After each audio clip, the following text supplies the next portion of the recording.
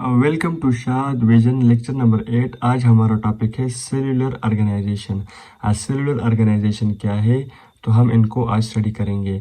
Cellular organisation के हमारे पास तीन मुख्तलिफ ऑर्गेनाइजेशंस होती है। जिस तरह यूनिसेलुलर जो एक सेल से बने हैं, मिसाल के तौर पर अमीबा और बैक्टीरिया हो गया, ये एक सेल से कंप्लीट ऑर्गेनिज्म इनकी बनी हुई है।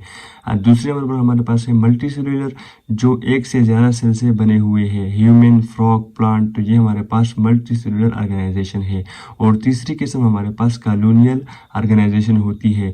ये सेल तो यूनिसेलुलर होते हैं, लेकिन ये अकेले सर्वाइव नहीं करते और ये कॉलोनी की शक्ल में रहते हैं। जिस तरह हमारे पास वारवाक्स, ये हमारे पास कॉलोनियल ऑर्गेनाइजेशंस होते हैं। सबसे पहले हमारे पास जो है वो हमारे पास है यूनिसेलुलर ऑर्गेनाइजेशन, जो एक सेल से कंप्लीट ऑर्गेनिजम्स जो है हमारे पास कौन कौन से है, तो हमारे पास अमेबा है, क्लेमाइडोमोनास, यूग्लिना, तो ये हमारे पास और भी बहुत से है, प्रोटिस्टा और बैक्टीरिया वगैरह। तो ये एक सेल्स जो है वो complete function, vital function perform करती है।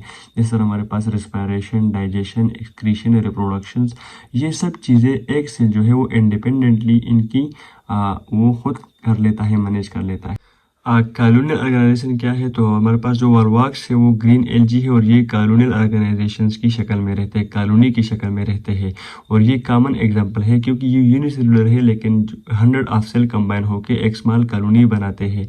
और ये कॉलोनी पे जो है वो इंडिविजुअली एक सेल जो है वो सर्वाइव नहीं कर सकता। इसी वजह से कुछ सेल जो है वो कॉलोनी में लोकोमोशन के लिए, कुछ रिप्रोडक्शन के लिए और कुछ हमारे पास सेल डिवीजन के लिए रिस्पॉन्सिबल होते हैं। तो ये हमारे पास कॉलोनी की शक्ल में रहते हैं। हमारे पास नीचे कुछ डायग्राम है, ये हमारे पास क्लेमाइडोमोनास है और ये यूनिसेलुलर ऑर्गेनाइजेशन है। और दूसरे नंबर पर हमारे पास जो है वो वारवाक्स कॉलोनी है, स्मॉल कॉलोनी है। और ये आपको नदी में जितनी भी हमारे पास ग्रीनरी है वो वारवाक्स कॉलोनी की वजह से स्मॉल बॉल से जैसे शक्ल इनकी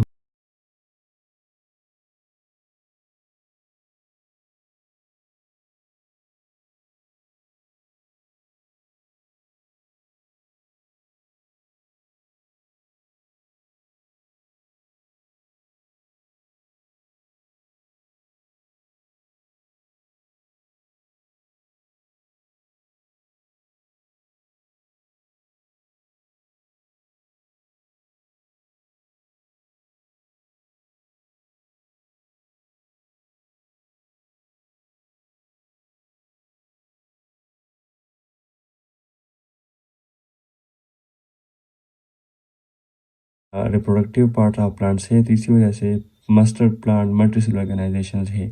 और फ्रॉग, ह्यूमन, जो चीज़ें हमें नज़र आती है वो हमें सब चीज़ें एनिमल जो है वो मल्टीसेलुलर ऑर्गेनाइजेशन उनकी कंप्लीट बॉडी उनकी जो है वो बनी हुई है। जिससे हमारे पास एग्जांपल है फ्रॉग और मस्टर्ड।